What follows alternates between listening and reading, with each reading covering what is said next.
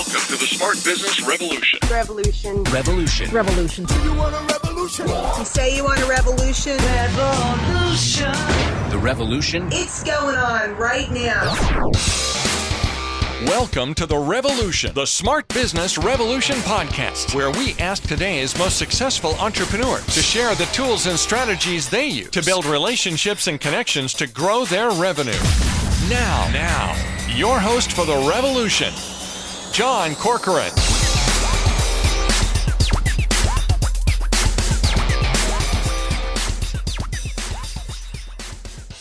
All right, welcome everyone. John Corcoran here. I am the host of this show. I get such a joy talking to intelligent CEOs, founders, and entrepreneurs, all kinds of different companies. Go check out my recent interview with the original co-founder and CEO of Netflix. I also interviewed founders or CEOs from OpenTable, LendingTree, Activation Blizzard, Axe Software, so many more. I'm also the co-founder of Rise 25, where we help connect B2B business owners to their ideal prospects. And before I introduce today's guest, I want to give a big thank you to Mike Sweeney from Right Source Marketing and Chris Dreyer of Rankings.io, two peers and contemporaries, I guess I would say, of today's guests, who are just giving individuals. They belong to a community that we belong to as well, and are always out there delivering with value, which I always like to salute when people do that.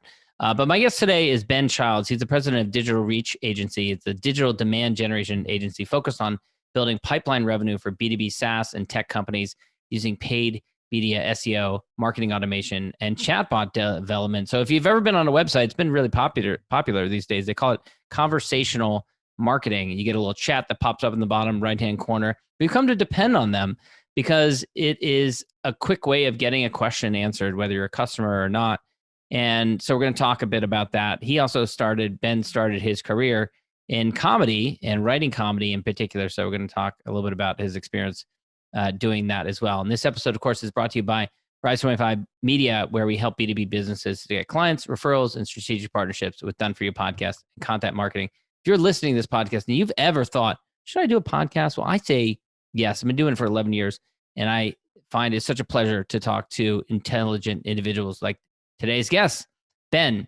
Ben, so such a pleasure to have you on here. And I love your story. You started out after college, got in the car, drove to Los Angeles and to break into improv and comedy. And obviously life found you coming down a different path. But what was that life? What was that life like, sleeping on friends' couches, trying to break into comedy? It's such a tough world. It was great. It was very romantic looking back. I look back and I mentioned that I just sat in my car all day writing. I had a newspaper out and my goal is to write 100 jokes just based on the stories of the day. I rented a couch. Some of them were my friends. I rented a couch for $200 a month down in the USC neighborhood.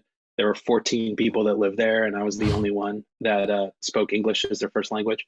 A lot of very romantic time, but wow. It was amazing to just kind of explore what I like most people in comedy, like grew up wanting to be on Saturday Night Live, wanting to do sketch comedy, that type of stuff. And I got to take classes at the Groundlings and Upright Citizens Brigade. And, it was awesome. $5 a show, just show up and watch people do it. Yeah. I remember when I graduated from college, one of my first jobs after college was folding sweaters with a BA in English, like you, at the Abercrombie and Fitch on 3rd Street Promenade in Santa Monica. And a little bit of a kick to the ego. It was kind of like, what's going on with my life? How do you manage to keep your spirits up and remain positive when you're in that phase in your life and you're struggling to make it? Well, it's a great question. I'm 33 now and I'm 23 then. And the real answer to your question is I didn't. So LA was not for me. It kind of sucked. I think a lot of people that live in LA would tell you the same, no matter how long they've lived there. I'm from LA and I'll tell you that. Yeah. And so I look back now and I wish I had treated it like a business. I wish I had really set out to realize that I have to sell myself, make network, make contacts. And, not sit there and be like, man, I'm so great. Why isn't it happening for me? It's the proactivity. You need to make things happen for yourself, but also like you need to also treat whatever you do, whether you're a hairstylist, whether you're a florist, whether you're do improv, or whether you do digital marketing, you need to treat it like a business. And I never did that. And I look back and I think I could tell myself a lot, give myself a lot of lessons, but I packed up the stakes and 10 months later, a year later, moved up to San Francisco. At the same time, I have tremendous respect for anyone who gets on stage and puts themselves out there to try and make an audience laugh. That is not easy. It is hard at any level. And what did that experience, how does that influence the work that you do today in terms of persistence, in terms of, getting back up when you get knocked down? Yeah, I think in improv, just from a conversational standpoint, like you could put me in front of anybody, just a hardcore CMO, with a Harvard degree who's pissed off, or, a random lower level marketing associate who just graduated college, or a board or anything.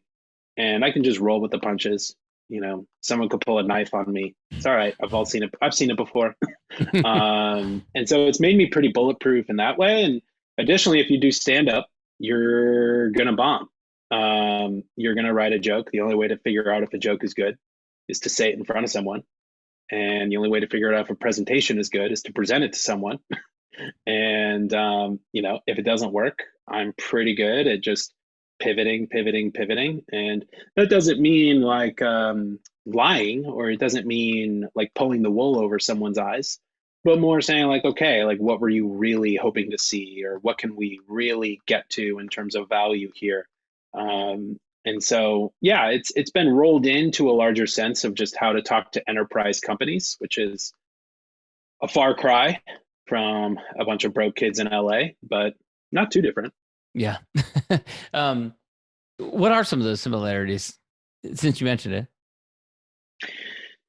Yeah. So, sales isn't I'm the president of the company, but I do a lot of sales. So, sales and marketing is an emotional sport. If you do improv, something is only funny if people laugh.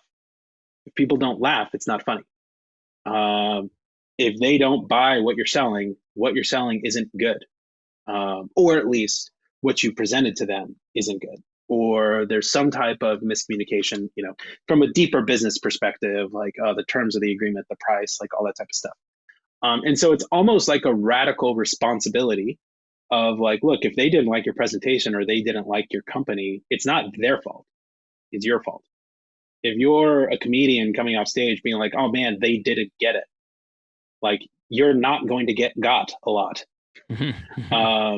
And so it's kind of the same thing with business, in that you can get up and it's not going to go perfect, but obviously you do preparation, you do planning, you learn, you become good at what you do, and that increases your success rate. But you're going to have to pivot at some point.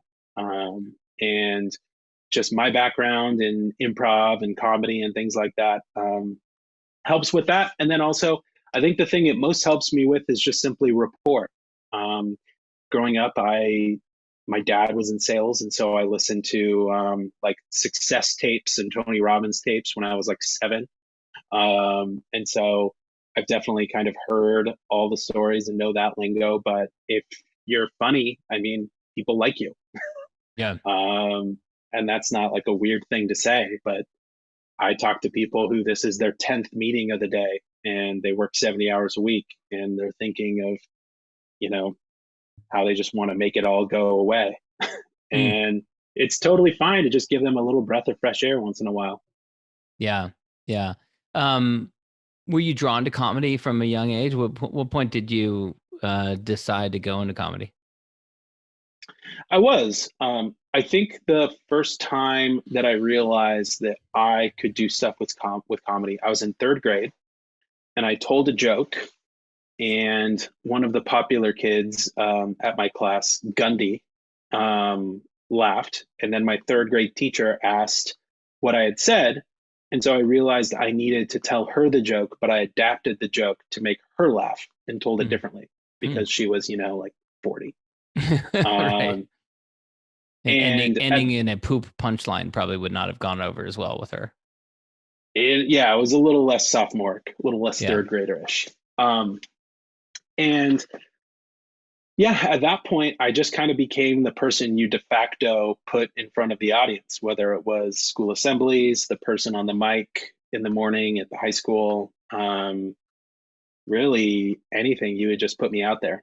And so I just knew that whatever I wanted to do in life, I would just be completely bulletproof in front of an audience, because I just had the utmost complete confidence that I should Yeah. be there. Yeah. This is such a natural, logical progression from BA in English to comedy writer in LA to the next step, which is Daily Deals site in San Francisco, right? Just natural progression, right?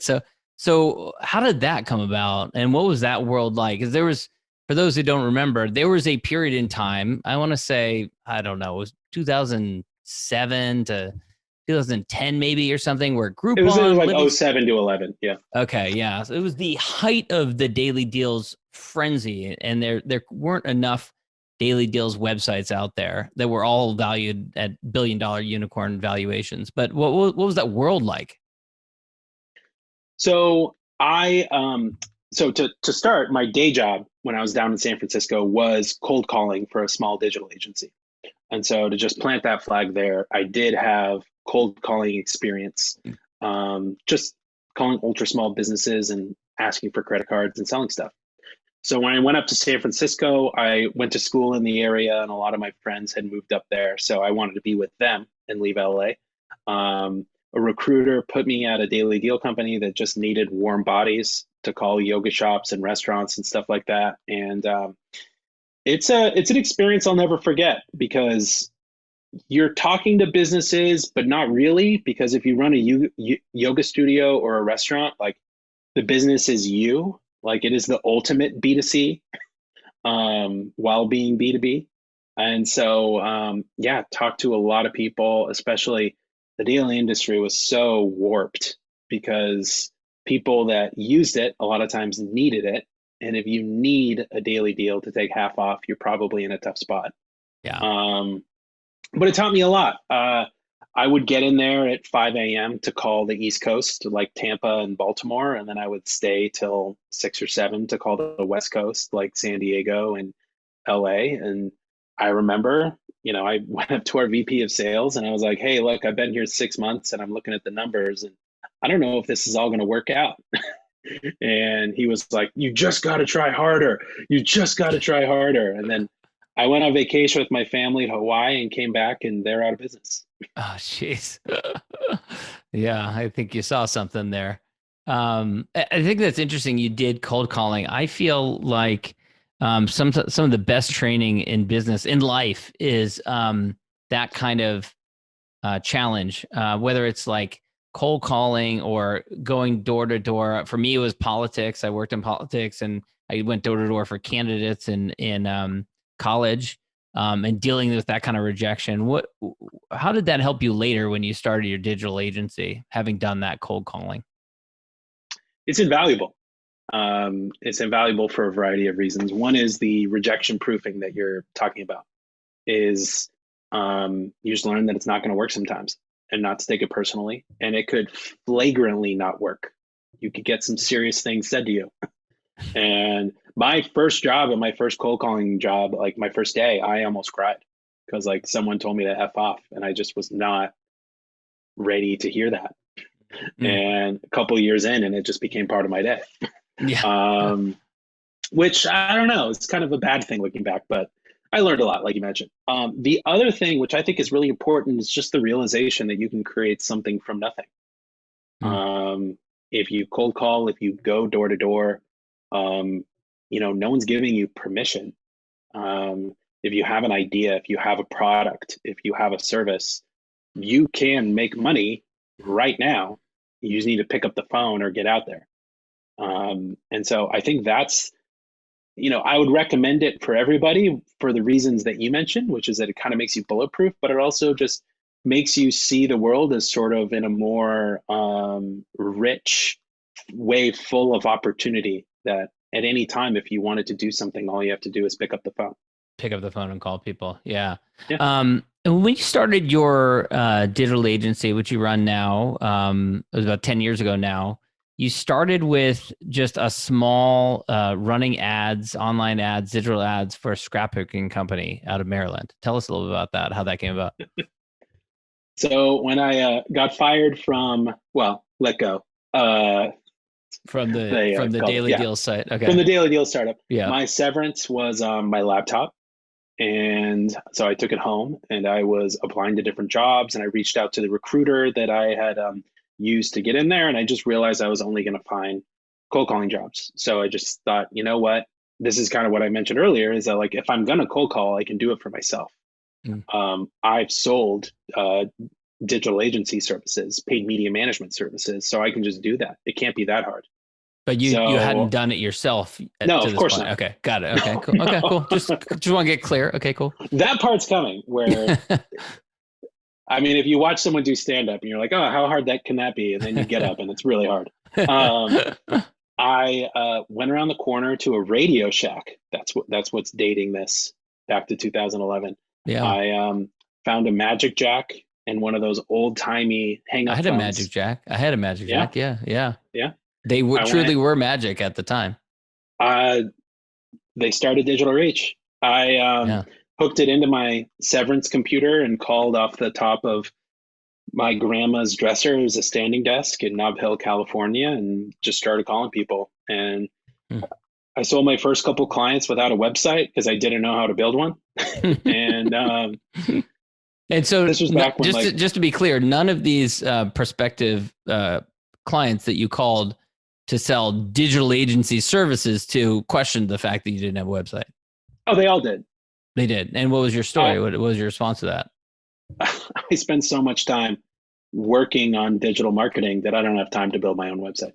That's not a bad excuse, I guess. Yeah. And they two people bought it. They bought it. And they were clients for like 6 years each. Nice.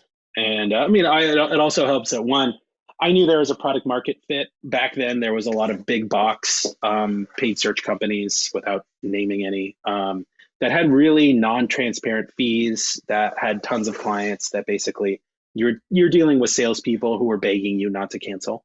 So I knew the messaging. I had done it. So I just said, look, like, I know you're in this long-term contract that you want to get out of.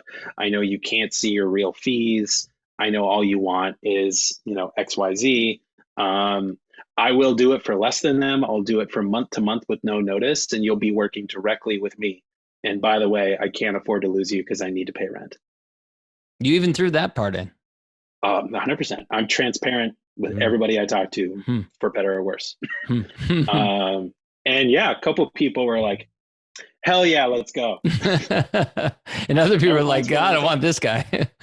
Yeah, some people are like, hey man, like, go with God, brother, but can't do it. And I'm like, I understand.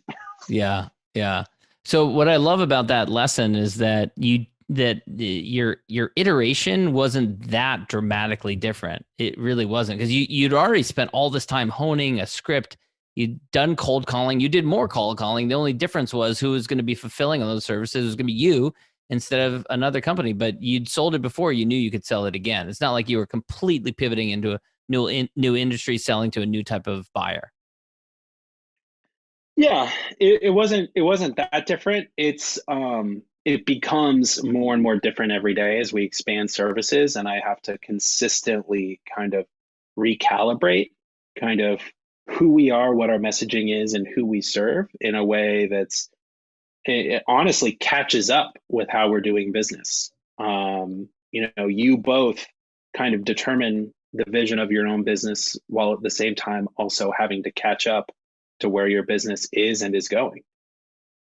And you got a big team now. Can you say how many team members you have? I think we have 36. Wow. I would say. Wow, I love that you don't know the answer. That's a good or bad thing. But what is that like though for you? Not that long ago, you're paying $200 a month, sleeping on a couch, got a BA in English. Is it trial by fire, learning how to build to run a company of this size, and you're doing enterprise sales and all kinds of stuff now. I think it's just one foot in front of the other.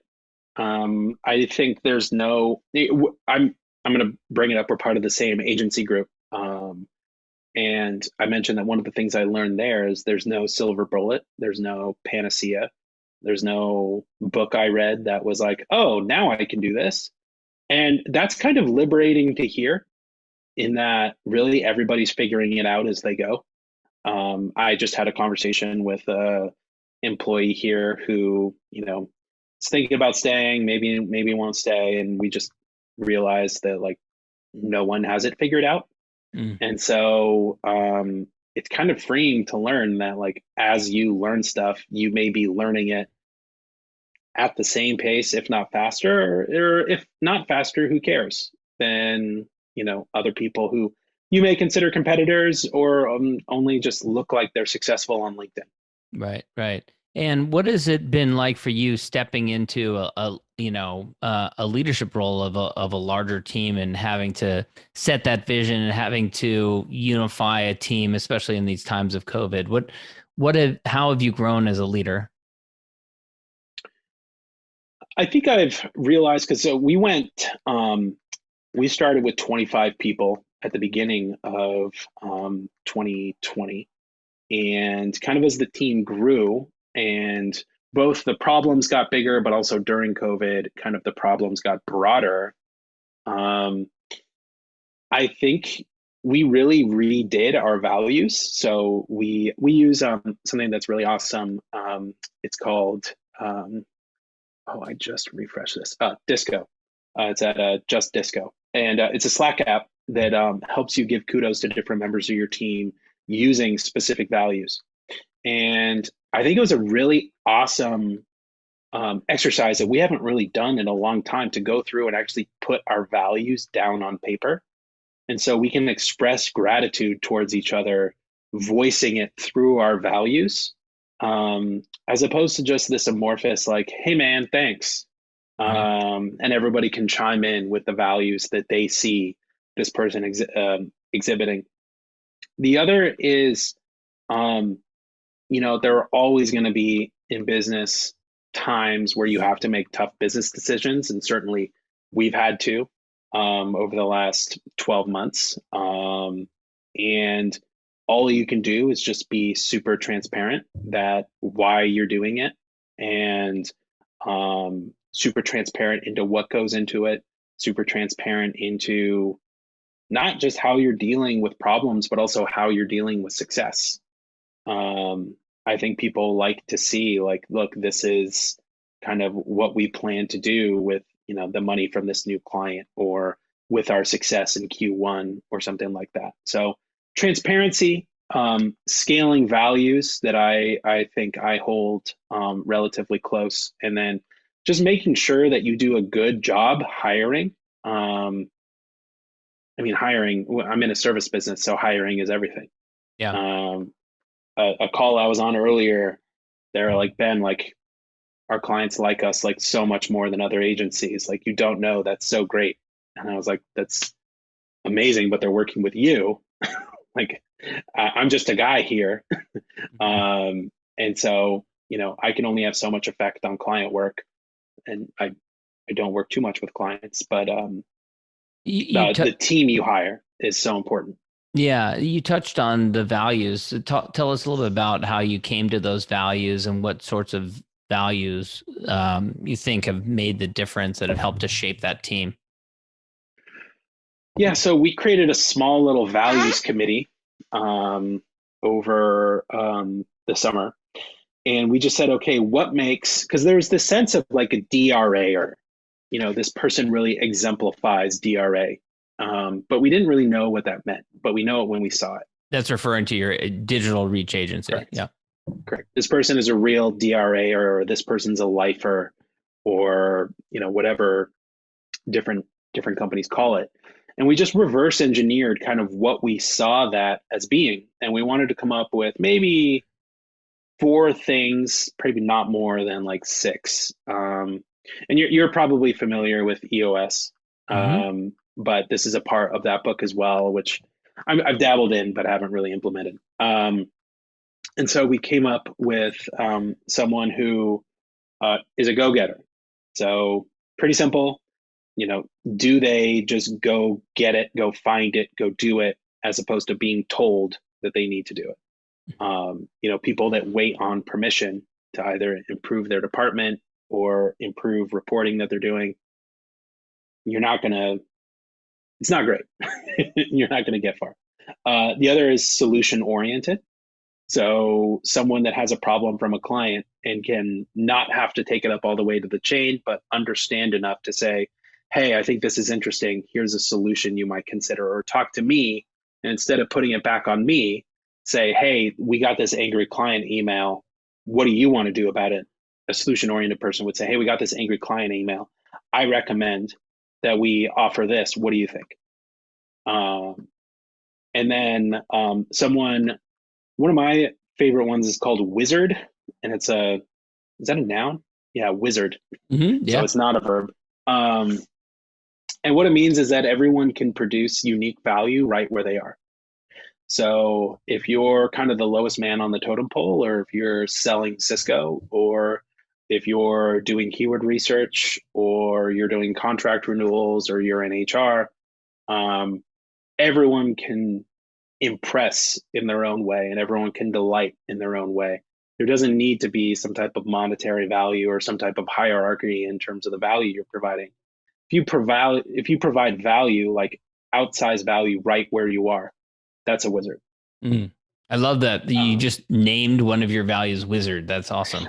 We were trying to figure out a great name. I was like excellence, and someone's like, well, excellence kind of hierarchical, and I'm like, oh, that's a little squishy, it's a little weird, and they're like, wizard, and I was like, all right, yeah, that actually is better. I saw recently, I think it was Dropbox had 5 core values, and they were all kind of normal, except the 5th one was, I swear, just a picture of a pink sparkly cupcake. That was it, a picture of a pink sparkly cupcake, and it was just kind of like, it was like, those are values. It was like, what isn't more fun than a pink sparkly cupcake? And I thought that was so cool. Yeah. And then the 4th one is neighborly. So we've been a remote company ever since we started almost 10 years ago. And it really matters if you give people the benefit of the doubt when you're talking to them. It really matters if people feel like they can talk to you. If they reach out and they feel like they were heard, or people like coming to work because they know that their coworkers are frankly nice people, and not nice people. I guess I don't know how many knots I have to put in front. So neighborly is a big one, but yeah. So we touched on it earlier, but I want to circle back to the conversational marketing piece, because we're seeing this everywhere. You go to almost any website these days, and it's got a little chat down at the bottom. So, and that's been kind of an area in which you've differentiated your business. So talk a little bit about what is conversational marketing, and then we'll get into the weeds on it. Yeah. So you mentioned chat. In a simplified way, it's essentially putting a chat on your website, but more specifically with what we do, chat bots. So it's automated, it's decision trees. It comes up, it promotes engagement, and then someone goes down a decision tree as to their answers and what to do. And it's sort of up to the decision tree as to when a human gets involved. But chat traditionally, like when you sell people on using chat, they go, oh, we don't have the manpower. We can't have someone there 24/7. And it's like, well, that's the point. You don't want that. You want a decision tree where people are able to book time specifically on people's calendar.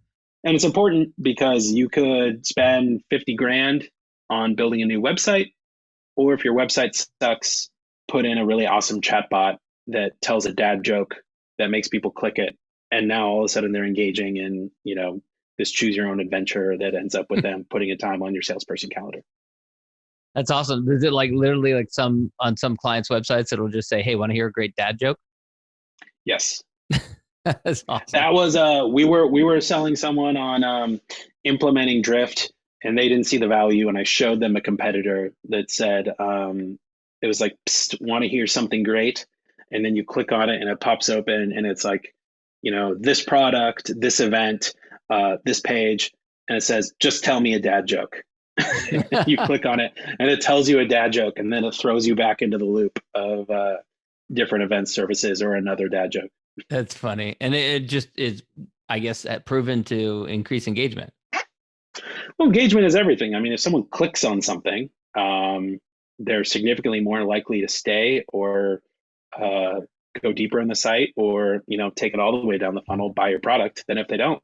Yeah. Yeah. Now, one of the things I think is really interesting about this area is it's kind of a hybrid merger of, everyone's talking about AI coming along, but it's a hybrid merger of technology and these types of sophisticated bot-based marketing. So I imagine you see a lot more of this sort of thing coming down the pike. It's huge, and there's a lot of customer companies coming out that are focused more on hyper personalization, the B2B buying committee, and how do you present a unified front to from buying committees while also handling them individually. I think it's going to get a lot more in depth with just simply website personalization, because that's happening at sort of a massive AI scale. I think it's tougher to do with chatbots themselves. We'll see how many kind of variables you can start throwing into the language, but it has to eventually come back to the English language, which you can only throw so many different variables into. Right. Very cool. Well, Ben, I want to wrap things up with the two questions I always ask, which is first, as we look around at, I'm a big fan of gratitude, but if you look around at your peers and contemporaries, however you want to define that, who out there is doing interesting things? Who do you respect, who you admire out there doing interesting things? I give the example, we talked earlier, of Larry Kim. He's the founder of WordStream, and he started Mobile Monkey. He is we didn't talk about that on the recording. Tell us the story on the recording, because you have this great way of you connected with this individual who you were a fan of. I think small things go a long way, and any relationship can turn out to be super important. But I really wanted to meet Larry, so I devised this plan.